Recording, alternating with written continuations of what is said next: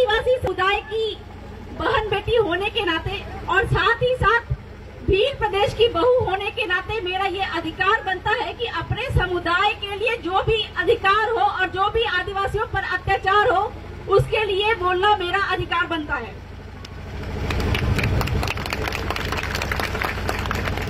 आज हम लोग यहाँ पर कलेक्ट्री में एकत्रित हुए हैं अपने आदिवासी भाई प्रकाश भील को न्याय दिलाने के लिए एकत्रित हुए हैं। भाइयों, कलेक्टर महोदय जो है वो भारत का संविधान नहीं जानते हैं, तो हम लोग आज यहाँ पे उनको भारत का संविधान बताने के लिए, पढ़ाने के लिए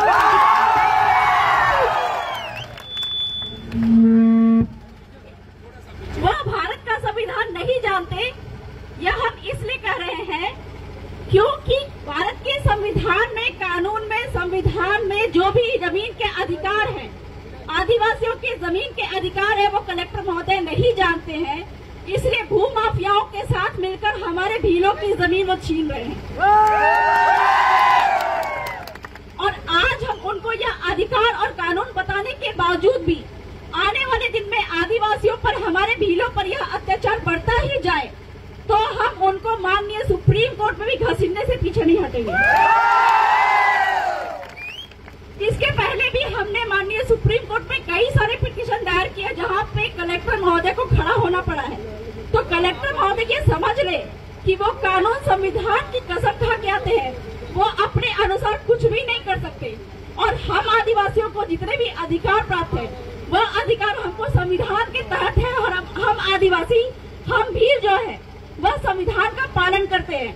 अगर नहीं कर रहे होते तो आज हमारे समुदाय में एक जो प्रथा है मत्था मड़ा की, ठीक है, मत्था मड़ा का मतलब होता है सर के बदले सर। तो अगर हम संविधान नहीं मान रहे होते तो जिन लोगों ने, जिन भूमाफियाओं ने हमारे प्रकाश भील का पैर काटा तो हम भी उनका पैर काट चुके होते। लेकिन चूंकि हम संविधान, कानून का पालन करते हैं और साथ ही साथ में हमारे जो अगुवाजन ने बोला भी है कि आप आदिवासियों को लोकतंत्र नहीं सिखा सकते, आपको आदिवासियों से लोकतंत्र सीखने की आवश्यकता है।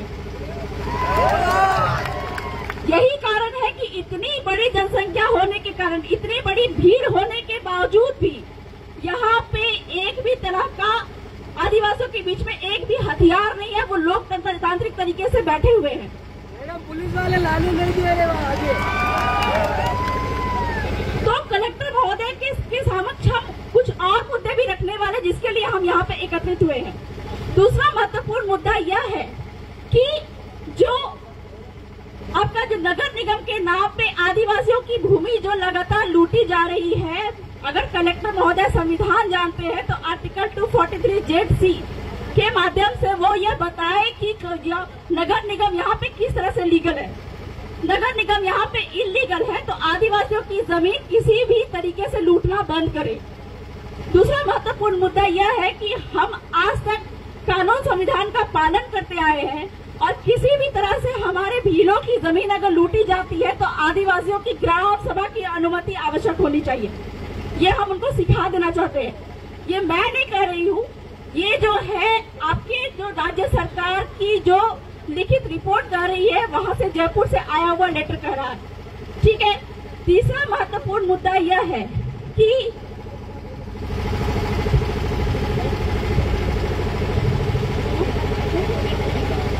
तीसरा महत्वपूर्ण मुद्दा यह है कि उदयपुर में यशोदाबाई और वानीबाई की नसबंदी के दौरान डॉक्टर की लापरवाही से मौत हो गई, ठीक है। इस मुद्दे पर हम कहना चाहेंगे कि पूरे भारत भर में सबको जग जाहिर है, पूरे भारत भर में भीलों की जनसंख्या सबसे ज्यादा है और एक डेटा रिपोर्ट के अनुसार भीलों के बीच में ही नसबंदी प्रोग्राम चलाए जाते हैं। तो हमको ये जानना है कि हमारी बढ़ती जनसंख्या से लोगों को, सरकार को क्या दिक्कत है जिस कारण से नसबंदी का प्रोग्राम हमारे बीच में ही चलाया जाता है। तो यह नसबंदी का प्रोग्राम खत्म होना चाहिए। साथ ही साथ में मैं ये कहना चाहूंगी कि जितने भी तरह के हम मुआवजा की मांग कर रहे हैं, ठीक है, ये मुआवजा की मांग को आप पूरी करिए। साथ ही साथ में जो आपका जितने भी कानून, संविधान में लिखित बातें हैं, उन सभी बातों का पालन करें। तीसरी बात है कि जो हमारे आदिवासियों के बीच में, हमारे भीलों के बीच में, जो कलेक्टर महोदय कहते हैं कि हम यहाँ पे कानून संविधान का पालन कर रहे हैं, लेकिन यहाँ पे बात आती है कि जब आदिवासियों के जो भी रूढ़ी परंपरा है, उनकी पाल व्यवस्था है, उसके अंदर में जो कानून व्यवस्था, गांव के अंदर की कानून व्यवस्था को संभालने का अधिकार और पावर आदिवासियों को दिया गया है, तो वहाँ पर पुलिस वहाँ पे इंटरफेयर क्यों करती है? ये मैं नहीं कह रही हूँ, ये आपके संविधान में लिखित है। संविधान के 5वीं अनुसूची में लिखा है कि गांव के अंदर की व्यवस्था को गांव ही संभालेगा, वहाँ पे कोई बाहरी पुलिस इंटरफेयर नहीं करेगी।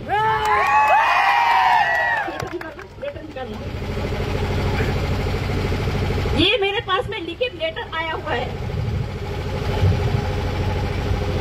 हमारे जो विधायक महोदय है राम प्रसाद जी डिंडोर, उन्होंने लिखित रूप में जो आदिवासियों पे लगातार मुकदमे होते जा रहे हैं, इसके मामले में आपका जो राज्य सरकार को लेटर लिखा, कार्मिक विभाग को लेटर लिखा, और बदले में जो जवाब आया, उस जवाब में उन्होंने ये जवाब दिया कि अगर गांव जो है अपने जो मुद्दे है, गांव के अंदर का किसी भी तरह का क्राइम होता है, उसको खुद जाके थाना में नहीं लिखवाता है तो कोई भी पुलिस यहाँ पे नहीं आएगी। ये पावर दिया गया गांव को।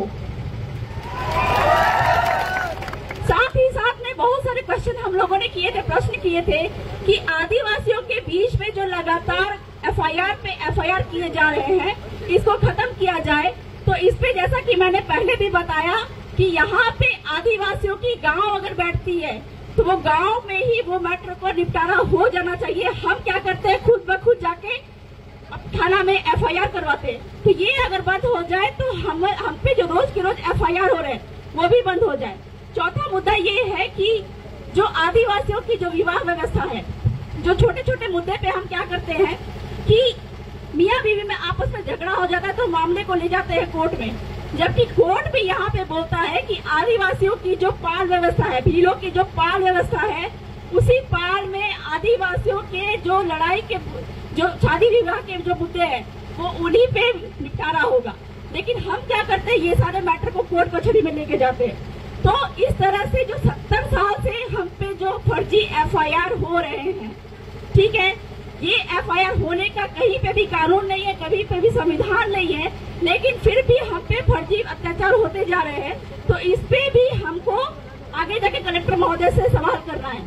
तो बहुत ज्यादा तो मैं नहीं कहूंगी, इतना ही कहकर मैं अपनी बातों को विराम देती हूँ।